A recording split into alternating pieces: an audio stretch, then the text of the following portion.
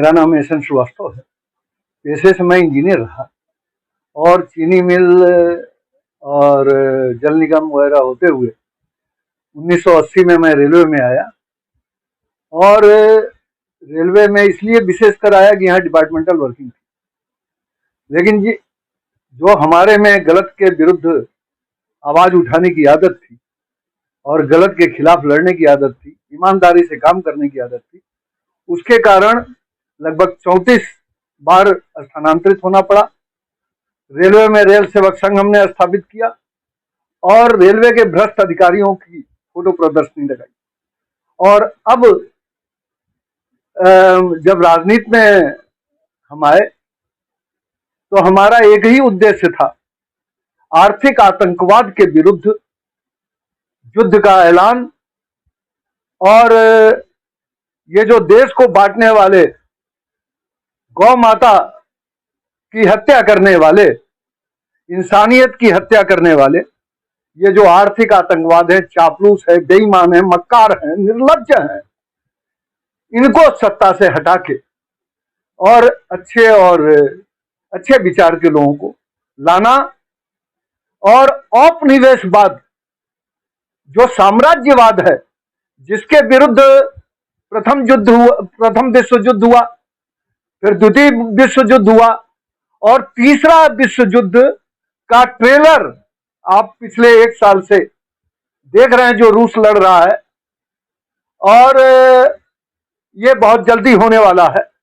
और ये होता क्या है कि ये जो आर्थिक आतंकवादी अपने वर्चस्व के लिए लड़ाई लड़ते हैं और उसमें आम जनता पिसती है।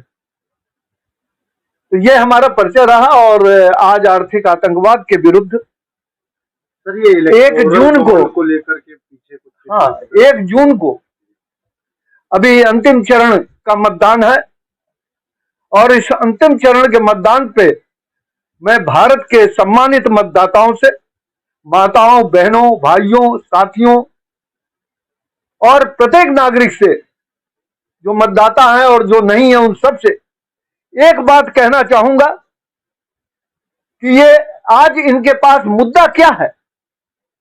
आज जो नेता आपके बीच में वो हैं कौन? हमारा कहना है कि ये सारे के सारे आर्थिक आतंकवाद को संरक्षण देने वाले लोग हैं। और जहां तक जो सबसे आगे आगे जो गारंटी दे रहा है मोदी, वो कौन है, वो क्या है? तो आपको बताएं कि अभी एक चैनल ने, मीडिया पे मैं देख रहा था, तो उसने मोदी को विश्व के 10 क्रिमिनल्स में सबसे बड़ा क्रिमिनल उनको प्रदर्शित करके कहा है कि ये टॉप 10 क्रिमिनल्स में है। और अगर मोदी टॉप 10 क्रिमिनल्स में है तो फिर वो क्या कर रहे हैं? क्यों नहीं उसको डिलीट कराया गूगल से?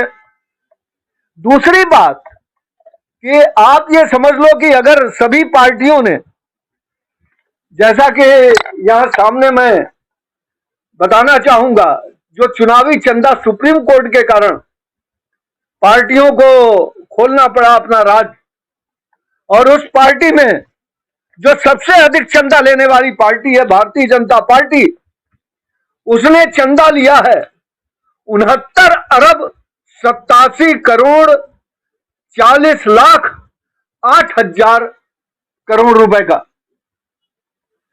अब ये जो चंदा मिला, ये किस बात की गारंटी है?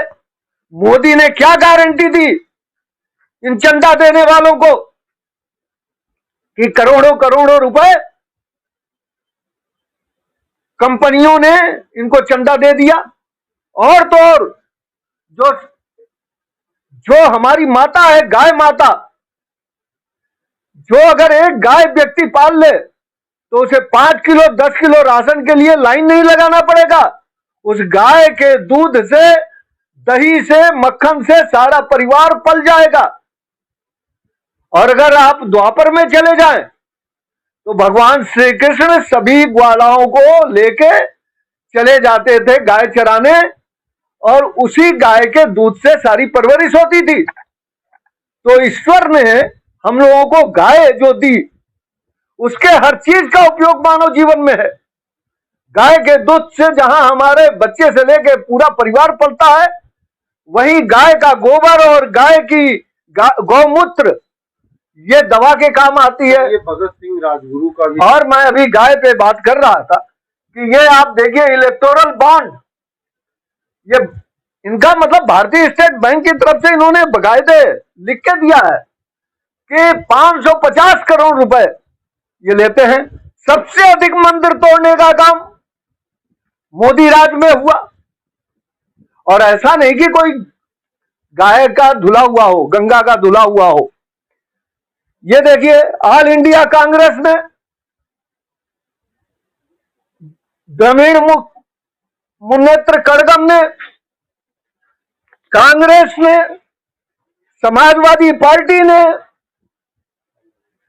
आम आदमी पार्टी ने, सबने जो व्यापारियों से चंदा लिया है जो असंवैधानिक है, इन व्यापारियों को और इन चंदा लेने वाले नेताओं की पार्टियों को, उसके अध्यक्ष को, उसके नेता को जेल क्यों नहीं जाना चाहिए?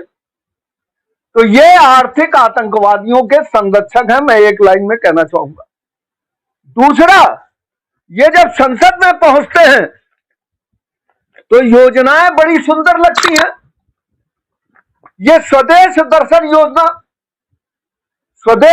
योजना में पार्लियामेंट 1000 करोड़ रुपए से अधिक का अगर प्रोजेक्ट इन्हें सैंक्शन करना है तो मंत्रिमंडल से पास कराना पड़ता है, लेकिन नहीं भाई, हम तो किसी की नहीं सुनते।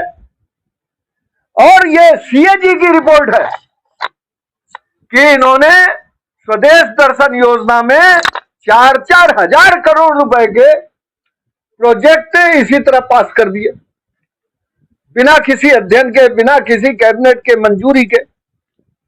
इस तरह के तमाम किस्से हैं, भारत माला परियोजना में है। अब ये गारंटी जो मोदी जी रोज बोलते हैं, वो गारंटी आपके लिए नहीं है, और केवल मोदी जी। तो एनजीटी ने जो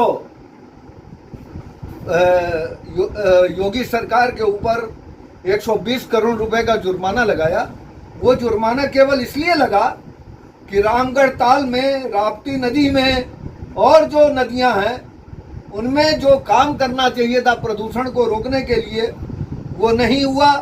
और उसका जिस तरह से दोहन किया गया, उस कारण से जो पेड़ पौधे और बाकी नुकसान हुए, नदी के जल में जो प्रदूषण फैला, उस कारण से लगभग 100 बच्चे की मृत्यु हो गई।